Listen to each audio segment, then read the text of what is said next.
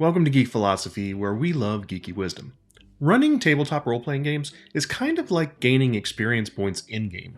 The more you play, the more XP you gain, and the more you can level up your skills as a game master. Over the years, I've gained a lot of XP running tabletop role-playing games, mostly from learning from my mistakes and slowly leveling up my abilities. If you're new to the channel, my name's Brian, and today I'd like to share some of the most valuable lessons I've learned as a game master and how you can level up your own skills to become a better game master or dungeon master, depending on what game you're playing as well. I did a video about this about a year ago, actually, but this is more of a revised perspective on the topic. I've also picked up a great book that's helped me refine my style since then. You may have heard me talk about it a few times on the channel, but it's a really good resource, so stick around and I'll tell you about it again. Alright, let's get rolling. Before I start running a game these days, I make sure that I have a solid grasp of the rules so I can make consistent and fair decisions during gameplay. Now, I don't need to know everything. In fact, I think it's kind of a hindrance to try to wait until you know everything, but I need to be comfortable. I need to have a good understanding of the game mechanics so that I feel like I know what I'm talking about. Now, while there are many of you out there who run and play multiple game systems, and I think that's great, I also think that most people either just run or play one or two. And we all start by running our first game in whatever system that is. So I needed to know the basics of things, how to run combat, exploration, how does social interaction work within the game. But if I don't know the rule, I just make it up. And saying that may make a few of you cringe. I'm a rules follower as well, so you may be like, well, I need to know what the actual rule is, and there's nothing wrong with that. But in the moment, I've learned that as the game is progressing, so I don't slow things down, I make the best judgment that I can. And I'm fully transparent about this with my players. They know that this is how I run the game. They also know that if I make a change moving forward, I will make sure that I adapt it and that we all discuss it and that it is fair for everyone. But yeah, being a stickler to the rules too much just isn't my style. I want to make sure that everybody's having fun, that it's fair, the rule is fair for everyone, but that we're moving forward and keeping the game going so that we can all just have fun without having to do minute research about every little thing. Just my style of play, yours might be different. Another thing that really helps me, and I wish I would have done this earlier on in my GM career, is to run a published adventure. I've mentioned this before, and yes, we all want to create our own stories, and we may all have our own ideas of how that should go, but running a published adventure kind of goes back to that knowing the rules insight. It gives you an idea of how people that are writing for that adventure work the mechanics into the story and the game itself. It just helps me really just figure out what's the essential information I need to create a well-planned and executed game. But these days, I don't even really have to play through a published adventure to gain some insight from it. I can just read through it usually. And by the way, I usually run campaigns. I usually don't run one-shot scenarios. I want to keep my game going, so I try to have some cohesive arc between sessions to make sure that the player characters have a chance to grow and level up from where they start to wherever they're going to go. So before I start a campaign, I need to get to know my players. I find out what their preferred playstyle is, what their favorite genres are, and what kind of characters they like to play. So when I'm creating that campaign, I try to keep in mind that the players are my first source of inspiration. I want to design a game that they will enjoy and be invested in. But I should also enjoy it and be invested in it too. That's why it's really great to do a Session Zero. If you're unfamiliar with Session Zero, it's a collaborative session between the GMs and the players where you can establish that tone and setting and explorations for the games. I'll link to an actual Session Zero that I used for our Relics of the Ancients livestream campaign so you can see all this stuff in action and see what I actually did. But these Session Zeros are a great opportunity to get everybody on the same page and ensure that the game will be enjoyable for everybody involved. If I have a standalone group of players, like the same people that are getting together over and over, campaign to campaign, we kind of can streamline that a little bit. But if I have new players, I take time. Even if I have one new player, I take time to hold a Session Zero and we discuss a variety of topics, including the setting and the tone of the game, the rules, the mechanics, and the expectations that they have for the game. We also discuss things like hard limits and soft limits, and these are sort of boundaries and expectations that we can all establish for the campaign during Session Zero. I found that going over all of this stuff makes everyone feel comfortable and safe while playing the game, and it stays fun for everybody, which is huge. This is sometimes undervalued, I think, by experienced game masters, people that have been doing it for a long time. We never really did it when I was first starting out. It wasn't even a thing. I don't even think it had a name. But I think the best groups were already doing some version of this. As the hobby has grown, more people have felt comfortable joining into many games. I think it's really important that we do this. One thing that we all love to do as dungeon masters, game masters, what have you, is to world build.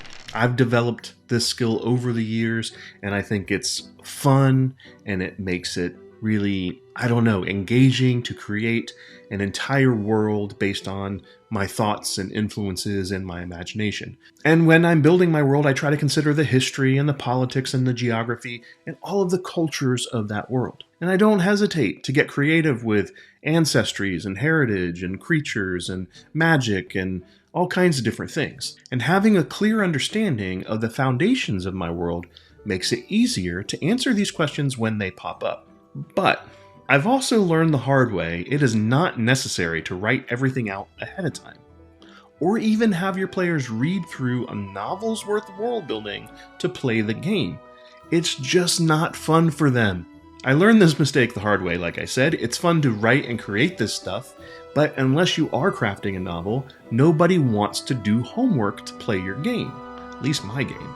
So for me, what I do is I just release small bits of information during the character creation process, while they're creating their background, small drips and drops of information about the lore as they play the game. I've found that a successful history check is a great way to reveal just as much of the information as you need. Higher their roll, the more information they get. It actually puts it back on the players. It makes them feel as if they've accomplished something through the dice roll, and by, selecting that history skill as one of their choices, now they know more about the inner workings of the world and they can understand it. And if it's something that everybody should just know, I just say, well, all of you know this, and explain it. As brief as I can, and I just kind of make sure that everybody's comfortable. World building is something that I also want the players to do. As the players make choices and take actions, I incorporate that stuff into my world building, and it creates a more dynamic and evolving world that is actually influenced by your players and their characters. But it does mean that I have to stay pretty organized with notes and make sure that I write things down or capture the information in some way. Not only does that help me keep track of what's already been established, but it also just makes for a smooth and enjoyable game in the long run. Because if I can stay organized, I can manage my time effectively, and I can ensure consistency in the game. It's easier for me to prep for each session if I stay organized and make sure that I know what I'm talking about. And this type of prep actually helps me with improvisation. That may sound counterintuitive, but the more you know about a topic, the easier it is to improv. The more you can pull from to spout off something on the fly from an NPC's point of view. It's a really easy way to build up your improv chops is to know more about the thing. So the good organization helps me adjust the story as I need, keeps the game flowing, and when things don't go as planned, which happens quite a bit, as you know. But really what it does is it gives me confidence. It allows me to focus on creating a fun and engaging experience for my players. I know where the information is. What I don't know, I'll look up or I'll make it up and then make a note of it later. So the resource I mentioned, the one I wish I would have had way earlier in my gaming career, Sly Flourish's Return of the Lazy Dungeon Master. It's written by Mike Shea, the man behind Sly Flourish, and it really presents a streamlined, easy-to-adapt approach for running tabletop role-playing games. Even though it says Dungeon Master, just think of it as Game Master, because it works for almost any tabletop role-playing game you could think of. So in my mind, the core philosophy is that the best way to run a successful game is to focus on the aspects that matter the most, and to minimize the time and effort that you spend on less important elements. That sounds really obvious, but if you're new or stumbling through on your own because you've never done it before, you don't have the experience yet to know what are the most important elements to focus on. So the majority of the book is actually centered around this lazy dungeon master checklist, and it gives you a good idea of an overall approach to designing your games. I won't go into all the details about each part of the checklist here. Get the book. But here are the steps. Review the characters, create a strong start, outline potential scenes, define secrets and clues, develop fantastic locations, outline important NPCs, choose relevant monsters, and finally, select magic item rewards. It doesn't matter if you're playing D&D, Pathfinder, or even some type of sci-fi RPG that I've never heard of. This approach will allow you to build a more dynamic game so that you can respond to the choices and actions of the players, but Mike also provides a really good set of practical advice on managing your gaming sessions. Things like techniques for improv, how to manage the pacing of your game, and even some practical tips about group storytelling. As someone who played and ran games for years and years and years before reading this, it doesn't matter if you're a seasoned GM or if you're running it for the first time yourself, check it out. I'll put a link in the description below, but also on Sly Flourish's site, they have downloadable PDF versions of this book.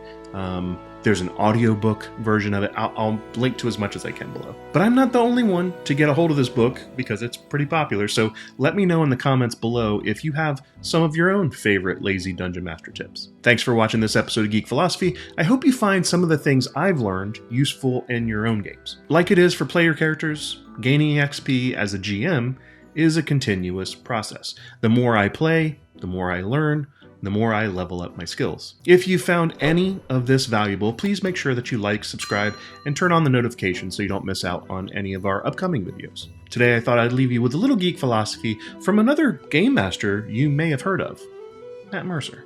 It wouldn't be as fun to the DM if everything worked out exactly how you thought it would.